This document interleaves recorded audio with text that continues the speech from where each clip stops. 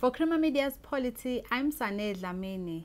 John Dugard discusses his book titled Confronting Apartheid. Could you please reflect on how, during apartheid, the law was used to confront and challenge the apartheid system in our country and Namibia? The apartheid system was very comprehensive. It covered most branches of law, but it didn't cover everything. And there were gaps in the law which lawyers were able to exploit. So when it came to the interpretation of the apartheid laws, lawyers were able to advance progressive interpretations. For instance, in my book, I explain how we were able to interpret the law in order to prevent the community of Mutsi from being incorporated into the homeland of Ndebele, and that was as a result of the interpretation of the law. Lawyers also played an important role in the defense of people charged with political crimes, such as treason and terrorism, and lawyers succeeded in many cases in ensuring that the death sentence was not imposed. And there were various ways in which the law was used in order to interpret the law progressively, although the law itself was very harsh and restrictive. John, you stressed the fact that the influence of international law should not be overlooked. Can you please elaborate on the important role that international law can play in dealing with situations of injustice? Under apartheid, international law played a very minor role. The courts were very hostile towards international law, but we did advance international law arguments on a number of occasions in order to achieve justice. One of the most important cases, I think, was the case of 37 Namibians, the leadership of SWAPO, that were tried with under the Terrorism Act. And we argued that the General Assembly of the United Nations had revoked the mandate for Southwest Africa, which meant that the Terrorism Act was unlawful, invalid. Obviously, this was not an argument that was going to succeed in a South African court, but it did result in the internationalization of the dispute. And at the time, we were convinced that several members of the SWAPO leadership would be sentenced to death. But the trial succeeded in internationalizing the dispute. It was ultimately taken up by the Security Council of the United Nations, and that resulted in life imprisonment sentences, which meant that they were able to play an important role when Namibia became independent. Perhaps I could give another example too, and that was in the late 1980s, there was an attempted military coup in Bophuthatswana, and they were charged with treason, and treason is a crime against the state. And so we argued that Bophuthatswana under international law was not a state at all, and so they could not commit the crime of treason. Again, this was an argument that was destined to fail, but it did result in the internationalization of the dispute, and that resulted in prison sentences rather than in the death sentence being imposed. You have served as a United Nations human rights envoy in Palestine. Please tell us about this work and comparison between South African apartheid and policies in Israel. The question whether apartheid is applied in the occupied Palestinian territory is a very controversial one, and it's very unpopular. In fact, in many quarters, the argument is seen as a form of anti-Semitism. But the fact is that the policies and practices of Israel in the occupied Palestinian territory are so similar to those that were applied by South Africa during the apartheid years that it is important to make that comparison.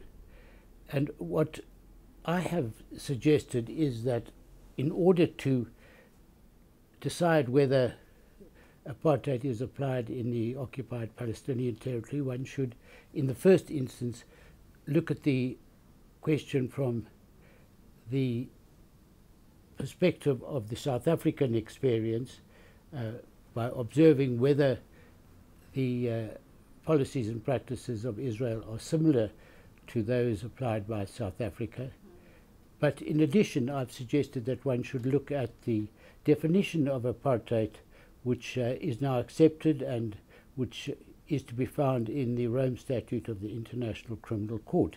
And this requires that there should be two racial groups, that one racial group should commit inhumane acts against the other group, and that this should be done with the purpose of achieving domination on the part of one racial group over the other.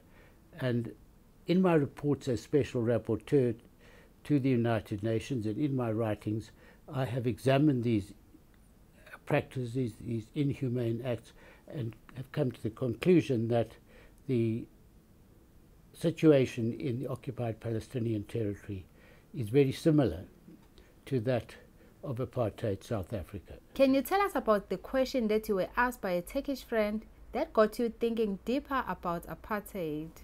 The Turkish friend asked me at dinner one evening to talk about apartheid in South Africa, and I was very surprised at the time because I've been working and living overseas for some 20 years in England and in the Netherlands, and no one has ever asked me that question before. And I think it's very strange that South Africans, particularly white South Africans, are never asked the question, what did you do under apartheid? I often wonder whether Germans who lived under the Nazi regime are asked the question, what did you personally do during the Nazi period? And I think it's a very important question to be asked, but it seems that people are too embarrassed to ask that question, and my book is essentially an attempt to answer that question. What is your stance on the recent judgment on the Ahmed Timur case that recently made headlines in the country? I was very involved in the Timur case at the time because there were protests in the country over the death of Ahmed Timur. At the time, the arguments advanced by the government and the police for his death were so ridiculous, the suggestion that he had jumped out of the window. And that had to be seen in the context of other incidents of this kind. The police advanced arguments that someone, for instance, had slipped on soap in the shower and knocked his head against the wall and died as a result, or had fallen downstairs. And the arguments raised to explain deaths in detention were absolutely ridiculous. And I think it's important that this whole system should be more carefully investigated. So I'm very pleased that the Timur case is being reopened, and I hope that it will succeed not only in throwing light upon the death of Ahmed Timur, but also that it will succeed in examining the explanations given by the security police for deaths in detention at that time. Can you also tell us about your contribution to the drafting of South Africa's democratic constitution and to the creation of a South Africa's constitutional court? Well, there are two questions involved there. First of all, as far as the Constitutional Court is concerned, at a very early stage in the constitutional debate during the 1980s, I started to advance the argument that South Africa needed a constitutional court which was very different from the existing courts. This was because the courts of that period, of the apartheid period, had behaved so badly. They had in effect propped up the system of apartheid that I believe that it was necessary to make a completely new start. And so I started to advocate the establishment of a constitutional court. This was not a very popular proposal initially. Many felt that in a new South Africa it would be desirable to continue with the same judicial system, but just to appoint more enlightened or progressive judges. But it became very clear during the constitution building period that there was support for the idea of a constitutional court, not only that would represent a complete break with the past, but which would also be given power to review acts of parliament. So I did not play an active role in the constitution making of the constitutional court, but I was one of the early voices in favor of a constitutional court.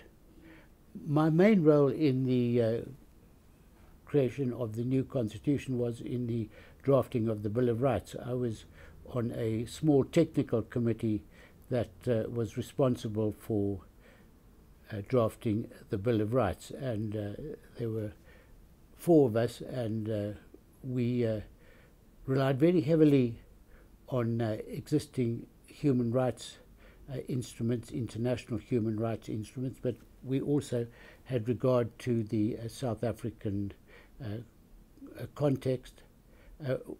One of the interesting provisions in the Constitution is that which prohibits discrimination on grounds of sexual orientation, and that's a provision which is not found in any other Bill of Rights in any constitution in the world, and I'm very proud of the fact that we were able to include that provision in the Bill of Rights. And lastly, John, what is your comment on the role that has been played by South Africa's post-apartheid judiciary? From my perspective, what is particularly interesting is the role of international law in the decisions of the South African courts. During the apartheid years, there was great hostility to the very notion of international law. And when the new constitution was drafted, provisions were included which ensured that international law would play an important role. Courts are obliged to interpret statutes in accordance with international law, and it's made very clear that international law is part of South African law. And so one sees that in important decisions of the Constitutional Court and other courts, courts today have invoked international law arguments. For instance, one might refer to the recent decision involving Grace Mugabe, where the court found that she was not entitled to diplomatic immunity, relying heavily on international law. And then there were the decisions of the courts on the attempt on the part of the government to withdraw from the International Criminal Court. And there too international law arguments were invoked. I think that the new constitution and the Bill of Rights have really changed the legal culture of South Africa, and they have done much to advance the cause of human rights in South Africa. I think it's very important that during the period of the Zuma government, one saw the courts confronting the government on many important issues. So I like to think that's both a reaction to the position of the South African judiciary during the apartheid years, when the judiciary did prop up and support the government. It's a reaction to that, and it's also a way of ensuring compliance with the new constitution. So I think the new Constitution and the Constitutional Court have both been great successes. That was John Dugard speaking to Polity about his book titled Confronting Apartheid.